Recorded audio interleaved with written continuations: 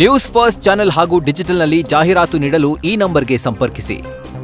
ನಾಳೆ ಘಟಿಸಲಿರುವಂತಹ ರಕ್ತಚಂದ್ರಗ್ರಹಣಕ್ಕೆ ಸಂಬಂಧಪಟ್ಟ ಹಾಗೆ ಶೆಲ್ವಪಿಳ್ಳೈ ಅಯ್ಯಂಗಾರ್ ಅವರು ಸಾಕಷ್ಟು ವಿಚಾರಗಳನ್ನು ನ್ಯೂಸ್ ಫಸ್ಟ್ ಜೊತೆ ಹಂಚಿಕೊಂಡಿದ್ದಾರೆ. ಏನು ಹೇಳಿದ್ದಾರೆ ನೋಡೋಣ. ಶ್ರೀಮತೆ ರಾಮಾನುಜಾಯ ನಮಃ. ನಾಳೆ ವಿಶ್ವಾವಸು ಸಂವತ್ಸರದ ದಕ್ಷಿಣಾಯನ ಭಾದ್ರಪದ ಮಾಸದ ಶುಕ್ಲ ಪಕ್ಷದಲ್ಲಿ ನಾಳೆ ಶತಭಿಷ ನಕ್ಷತ್ರದಲ್ಲಿ ಚಂದ್ರಗ್ರಹಣ ನಡೀತಾ ಇದೆ. ಇದನ್ನು ರಾಹುಗ್ರಸ್ತ ಚಂದ್ರಗ್ರಹಣ ಅಂತ ಕರೀತಾರೆ ಮತ್ತು ಖಗ್ರಾಸ ಚಂದ್ರಗ್ರಹಣ ಅಂದರೆ ಪೂರ್ಣವಾಗಿ ಚಂದ್ರಗ್ರಹಣ ಆಗುತ್ತೆ. ಸುಮಾರು 3 ಗಂಟೆಗಿಂತಲೂ ಹೆಚ್ಚು ಕಾಲ ಗ್ರಹಣವಾಗ್ತದೆ. ಇಂತಹ ಸಂದರ್ಭದಲ್ಲಿ ಗ್ರಹಣವಾದಾಗ ಸಾಮಾನ್ಯವಾಗಿ ಆಗಮಶಾಸ್ತ್ರಗಳು ಒಂದು ಪ್ರಮುಖ ಪಾತ್ರವನ್ನು ವಹಿಸ್ತವೆ.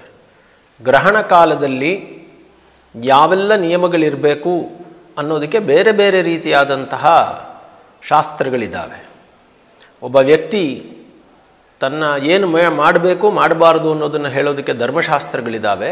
ಅದೇ ರೀತಿ ದೇವಸ್ಥಾನಗಳಲ್ಲಿ ಯಾವ ರೀತಿಯ ಆಚರಣೆಗಳನ್ನು ಮಾಡಬೇಕು ಅನ್ನೋದಕ್ಕೋಸ್ಕರ ಇರುವಂತಹದ್ದೇ ಆಗಮಶಾಸ್ತ್ರಗಳು. ಈ ಆಗಮಶಾಸ್ತ್ರಗಳಲ್ಲಿ 3 ಭಾಗವಾಗಿ ನಾವು ನೋಡಬಹುದು.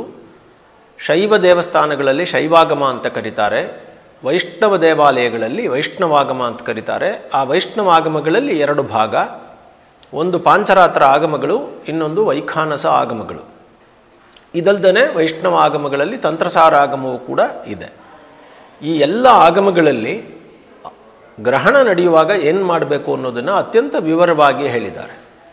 ಸೊ ನೀವೆಲ್ಲ ನೋಡಿರಬಹುದು, ಗ್ರಹಣ ಕಾಲ ಆರಂಭವಾದಾಗಲೇ ಅಂದರೆ ಗ್ರಹಣ ಕಾಲಕ್ಕಿಂತ ಮುಂಚೆ 6 ಗಂಟೆಯ ಕಾಲದ ಮುಂಚೆನೇ ಅನೇಕ ವಿಧಿ ವಿಧಾನಗಳು ನಿಯಮಗಳು ಆರಂಭವಾಗ್ತದೆ. ಗ್ರಹಣವನ್ನು ಅತ್ಯಂತ ಪ್ರಮುಖವಾದದ್ದು ಅಂತ ಆಗಮಶಾಸ್ತ್ರಗಳಲ್ಲಿ ಹೇಳಲಾಗಿದೆ. ಅದನ್ನು ಅತ್ಯಂತ ಪುಣ್ಯಕಾಲ ಸಿದ್ಧಿ ಮತ್ತು ಸಾಧನೆಗೆ ಅಂತ ಹೇಳಿರೋ ಹಾಗೇ ಅತ್ಯಂತ ದೋಷಕಾಲ ಅಂತಾನೂ ಕೂಡ ಇನ್ನೊಂದು ರೀತಿಯಲ್ಲಿ ಕರೀತಾರೆ. ಆದ್ದರಿಂದ ಗ್ರಹಣ ಕಾಲಕ್ಕೆ ಮುಂಚೆ ಅಂದರೆ ಗ್ರಹಣ ಈಗ 9:57 ಆರಂಭವಾಗ್ತಾ ಇದೆ ಅಂತಂದ್ರೇ ಅದಕ್ಕೆ 6 ಗಂಟೆಗಳ ಕಾಲದ ಮುಂಚೆ ಅಂದರೆ ಸುಮಾರು 3-3:30 ಸುಮಾರಿಗೆ ದೇವಾಲಯದ ಬಾಗಿಲುಗಳನ್ನು ಹಾಕಲಾಗುತ್ತೆ.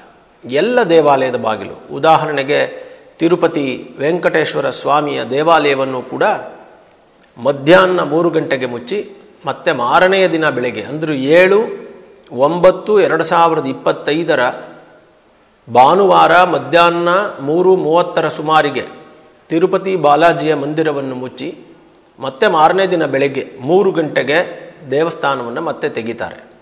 ಆ ಸಂದರ್ಭದಲ್ಲಿ ಅನೇಕ ಶುದ್ಧಿ ಪುಣ್ಯಾಹ ಕಾರ್ಯಕ್ರಮಗಳು ನಡೆಯುತ್ತವೆ.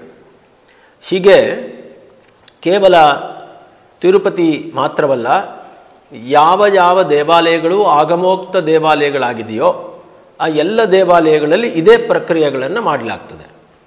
ಮೇಲುಕೋಟೆಯ ಶ್ರೀ ಚಲುವನಾರಾಯಣ ಸ್ವಾಮಿ ದೇವಸ್ಥಾನವನ್ನೂ ಕೂಡ ಇದೇ ರೀತಿ ಬಾಗಿಲನ್ನು ಹಾಕಿ ಪೂರ್ಣವಾಗಿ ಗ್ರಹಣವನ್ನು ಆಚರಿಸಿ ಅದಾದ ನಂತರ ಶುದ್ಧಿ ಪುಣ್ಯಾಹಗಳು ನಡೆಯುತ್ತೆ. ಚಲುವನಾರಾಯಣ ಸ್ವಾಮಿಯ ದೇವಾಲಯವೂ ಕೂಡ ನಾಳೆ ಗ್ರಹಣ ಕಾಲದಲ್ಲಿ ಪೂರ್ಣವಾಗಿ ಬಾಗಿಲನ್ನು ಹಾಕಿರ್ತಾರೆ.